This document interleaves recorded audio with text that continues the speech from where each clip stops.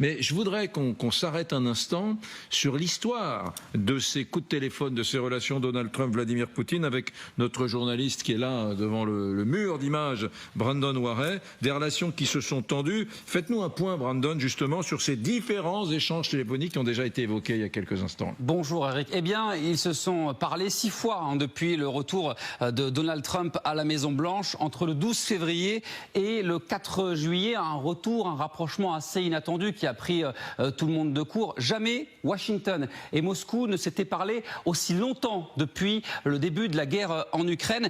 Vous avez un Donald Trump aussi qui va à contre-courant de la politique tenue par Joe Biden jusque-là. Il voulait parler de l'Ukraine avec l'Ukraine. Lui, eh bien, c'est l'inverse pour Donald Trump. Il parle de l'Ukraine avec Vladimir Poutine et dans un second temps, il échange avec Volodymyr Zelensky. Premier appel 12 février, un appel qui dure quand même 90 minutes avec un retour, vous le voyez, du président américain. Nous avons eu une conversation prolongée et très productive. Les négociations sur l'Ukraine vont commencer immédiatement. Un nouvel appel, un mois plus tard. Là, nous sommes toujours autour du 18 mars entre les deux. Et vous le voyez, on passe de 90 minutes à déjà 2 heures d'appel.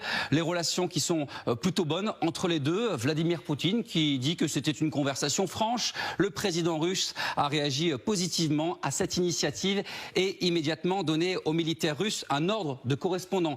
Parce que cet ordre, c'est effectivement d'arrêter les frappes russes sur les infrastructures énergétiques ukrainiennes durant 30 jours. C'était une demande du président américain, demande acceptée par Vladimir Poutine, même si on est encore loin d'un arrêt des combats entre l'Ukraine et donc la Russie.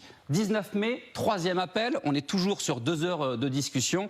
Et là, vous le voyez, vous avez Vladimir Poutine qui nous dit que nous sommes de manière générale sur la bonne voie du côté du locataire de la Maison-Blanche. Le ton et l'esprit de la conversation étaient excellents. Et vous avez un Vladimir Poutine qui va encore plus loin. La Russie est prête à travailler avec l'Ukraine sur